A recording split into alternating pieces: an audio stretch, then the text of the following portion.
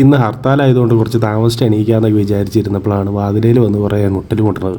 അപ്പോൾ എന്താണെന്നറിയാൻ വേണ്ടി ഞാനൊന്ന് എണീറ്റ് വന്നപ്പോഴത്തേക്ക് ആൾക്കാർ പോയി. താഴെ കിടന്ന നോട്ടീസ് എടുത്ത് നോക്കിയപ്പോഴാണ് ശിവരാത്രി മഹോത്സവം അടുക്കാറായല്ലോ. ഈ ഞായറാഴ്ചയാണ് ശിവരാത്രി മഹോത്സവം. കഴിഞ്ഞ വർഷം ഇതുപോലെ നല്ല പരിപാടി നടത്തിയതാണ് നമ്മുടെ ശിവരാത്രിക്ക്. അപ്പോൾ ഇത്തവണ എന്താണ് പരിപാടി എന്നറിയാൻ വേണ്ടി ഒന്ന് നോക്കാമെന്ന് വിചാരിച്ച് ഇങ്ങനെ വായിച്ചു നോക്കിയപ്പോഴാണ് ഗാനമേളയുണ്ട്. ഇത്തവണ കണ്ണൂർ ഹൈബീറ്റ്സ് നടത്തുന്ന ഗാനമേളയുണ്ട്. കഴിഞ്ഞ പ്രാവശ്യം ഞങ്ങൾക്ക് ബാലയായിരുന്നു. ബാലയും ഗാനമേളയും എല്ലാം കൂടെ കൂടിയിട്ട് ആയിരുന്നു 2 ദിവസത്തെ പരിപാടി. ഇത്തവണയും ഗാനമേള മാത്രമല്ല, ഒരുപാട് വേറെ പരിപാടികളുണ്ട്. അതെന്തൊക്കെയാണെന്നുള്ളത് വഴിയേ പറയാം. ഈ പരിപാടികളൊക്കെ നടക്കുന്ന അമ്പലം ഏതാണെന്ന് കാണണ്ടേ? എൻ്റെ വീടിൻ്റെ ചേർന്നിരിക്കുന്ന ഒരു അമ്പലമാണ്. ചിലവ് ശ്രീ മഹാദേവ ക്ഷേത്രം എന്നാണ് പേര്.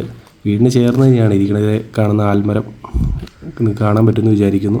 അപ്പോൾ ഈ ഇതിനോട് ചേർന്നിരിക്കുന്ന വീടുകളെല്ലാം മുസ്ലിംസ് വീടാണ്. ഞങ്ങളടക്കം എല്ലാം ഒരു മുസ്ലിംസ് വീടാണ്. കുറച്ച് പേര് മാത്രമേ ഹിന്ദുസ് ഉള്ളൂ.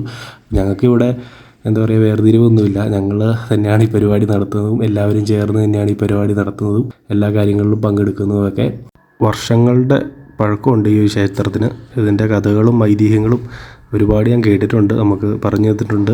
അപ്പോൾ അതിനെക്കുറിച്ചൊന്നും പറയുന്നില്ല. അപ്പം അതൊക്കെ വേറൊരു വീഡിയോയിൽ ചെയ്യാം. അതിൻ്റെ കുറേ കഥകളൊക്കെ പറയുന്ന ആൾക്കാരെയൊക്കെ ബന്ധപ്പെടുത്തി. അപ്പോൾ ഇതാണ് ഞങ്ങളുടെ നാട്ടിലെ ശിവക്ഷേത്രം. ഇപ്പോൾ നിത്യപൂജയോ വിളക്ക് വെപ്പോ അങ്ങനെയുള്ള കാര്യങ്ങളൊന്നും ഇല്ല. കാരണം അമ്പലം ഒന്ന് റെഡി ആയിക്കൊണ്ടിരിക്കുന്നേ ഉള്ളൂ. ചെറുപ്പം മുതലേ ഇതിൻ്റെ അകത്തായിരുന്നു കേട്ടോ ഫുൾ ടൈം. അതുകൊണ്ടൊക്കെ തന്നെ ഞങ്ങൾക്ക് ഇവിടെ ഒരു വേർതിരിവോ ഇവിടെ അങ്ങനെയുള്ള ഒരു പ്രശ്നങ്ങളുമില്ല. ഞങ്ങളുടെ സ്വന്തം അമ്പലം തന്നെയായിട്ടാണ് ഞങ്ങളെല്ലാവരും ഈ നാട്ടിൽ ഉള്ള മുസ്ലിംസ് ആയിക്കോട്ടെ ക്രിസ്ത്യൻസ് ആയിക്കോട്ടെ എല്ലാവരും അങ്ങനെ കാണുന്നത്. അപ്പോൾ കയറി വരുമ്പോൾ തന്നെ ഒരു പ്രതിഷ്ഠ ഇരിപ്പുണ്ട്. ആലിനോട് ചേർന്ന് തന്നെയാണ് ആ പ്രതിഷ്ഠ ഇരിക്കുന്നത്. നല്ല ക്ലിയറായിട്ട് വൃത്തിയായിട്ട് എല്ലാം ചെയ്തിട്ടിട്ടുണ്ട്. കാരണം ഇവിടെയൊക്കെ കാട് പിടിച്ചായിരുന്നു കിടന്നിരുന്നത് കുറച്ചൊക്കെ. അമ്പലം നിത്യപൂജ ഉള്ള ഒരു അമ്പലം അല്ലല്ലോ ഞങ്ങളുടെ. അപ്പോൾ അതുകൊണ്ട് എല്ലാം ക്ലിയറാക്കി ഇട്ടിട്ടുണ്ട് ശിവരാത്രിക്ക് വേണ്ടി. ഈ സൈഡിൽ കാണുന്ന റൂമുകളൊക്കെ വഴിപാട് കൗണ്ടറുകളും അതുപോലെ ശാന്തിമാർക്ക് കിടക്കാനുള്ള മുറികളും മറ്റുമാണ്. അമ്പലത്തിൻ്റെ മുൻഭാഗമാണ് ഈ കാണുന്നത്. അപ്പോൾ നമുക്കിതിൻ്റെ ചുറ്റും ഒന്ന് കറങ്ങി ഒന്ന് നോക്കിയിട്ട് എന്തൊക്കെയാണ് ക്ലിയറാക്കി ഇട്ടേക്കുന്നത്, അപ്പോൾ എന്തൊക്കെ ഉണ്ട് എന്നൊക്കെ നമുക്കൊന്ന് കറങ്ങി നോക്കാം. പല വീഡിയോസ് പലയിടത്ത് പോയി ചെയ്തിട്ടുണ്ടെങ്കിലും ഞങ്ങളുടെ സ്വന്തം അമ്പലത്തിൻ്റെ വീഡിയോ ഞാനിപ്പോൾ ഫസ്റ്റ് ടൈമാണ് ചെയ്യുന്നത്. അപ്പോൾ നമുക്കിതിൻ്റെ ചുറ്റും ഒന്ന് കണ്ടു നോക്കാം എന്തൊക്കെയുണ്ട്. ഇത് ഊട്ടുപുരയാണ്. പൂജയുള്ള ദിവസം പായസം, നെയ്ച്ചോറ് അങ്ങനെയുള്ള കാര്യങ്ങളെല്ലാം ചെയ്യുന്ന സ്ഥലമാണ്. അപ്പോൾ ഞങ്ങൾ ഒരുപാട് കഴിച്ചിട്ടുണ്ട്, ഞങ്ങൾക്ക് കൊണ്ട് തന്നിട്ടുണ്ട്. ഊട്ടുപുരയും കഴിഞ്ഞ് നമ്മൾ ഇതിൻ്റെ പുറകിലേക്ക് വരുമ്പോഴത്തേക്കും കാണുന്നത് ഒരു സർപ്പക്കാവാണ്. കാട് പിടിച്ച് കിടന്ന കുറച്ച് സ്ഥലങ്ങളാണ് ഈ സൈഡിൽ കാണുന്നതൊക്കെ. അവിടെയൊക്കെ നന്നായിട്ട് ഇത്തവണയും തെളിച്ചിട്ടിട്ടുണ്ട്. പണ്ടൊക്കെ ഒരുപാട് ഉത്സവങ്ങളും അല്ലെങ്കിൽ എന്താ പറയുക നിത്യപൂജയായിട്ട് ഒരുപാട് എല്ലാ ദിവസവും പല ഏരിയകളിൽ നിന്നും ആൾക്കാർ വന്നുകൊണ്ടിരുന്ന പ്രാർത്ഥിച്ചുകൊണ്ടിരുന്നതും പരിപാടികളും നടത്തിക്കൊണ്ടിരുന്ന ഒരു സ്ഥലമാണ്. ഇപ്പം എല്ലാം എന്താ പറയുക ആളുകളില്ലാതെയായി, നിത്യപൂജയില്ല, ഒന്നുമില്ലാതെയായി. ഇതുപോലെ എന്തെങ്കിലും വിശേഷപ്പെട്ട ദിവസങ്ങളിലേക്ക് മാറിക്കൊണ്ടിരിക്കുന്ന അവസ്ഥയാണ്. സത്യം പറഞ്ഞാൽ ഇതൊക്കെ കാണുമ്പോൾ ഭയങ്കര സങ്കടമുണ്ട്.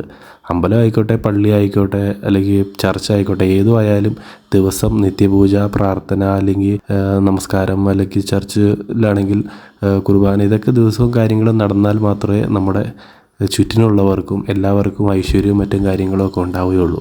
അതിനെക്കുറിച്ചൊന്നും ഞാൻ കൂടുതൽ പറയുന്നില്ല. നമ്മുടെ ടോപ്പിക് അതൊന്നും അല്ലല്ലോ, നമ്മുടെ അമ്പലത്തിനെ കുറിച്ചുള്ള വിശേഷങ്ങളല്ലേ.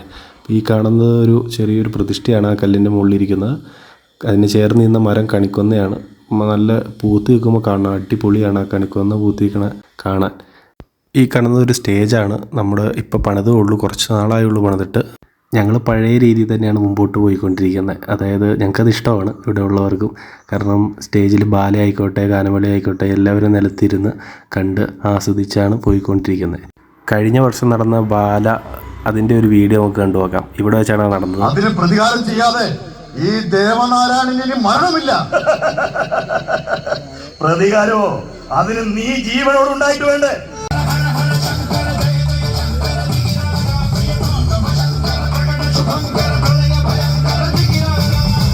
കഴിഞ്ഞ വർഷത്തെ പോലെ തന്നെ ഇത്തവണ ഞങ്ങൾ വൻ പരിപാടികളാണ് പ്ലാൻ ചെയ്തിരിക്കുന്നത്. ഒരുപാട് ആളുകൾ കൂടുന്ന ഒരു ഏരിയ കേട്ടോ. അപ്പോൾ ഇതുപോലത്തെ പരിപാടിക്കൊക്കെ ഒരുപാട് കൂടും. അപ്പോൾ നമുക്ക് ഇതുപോലത്തെ വീഡിയോസ് ഞാൻ ചെയ്യുന്നതായിരിക്കും. ശിവരാത്രിയുടെ വീഡിയോ ശനി ഞായറും നമ്മൾ എല്ലാ പരിപാടികളായിട്ട് നമ്മളത് ചെയ്യുന്നതായിരിക്കും.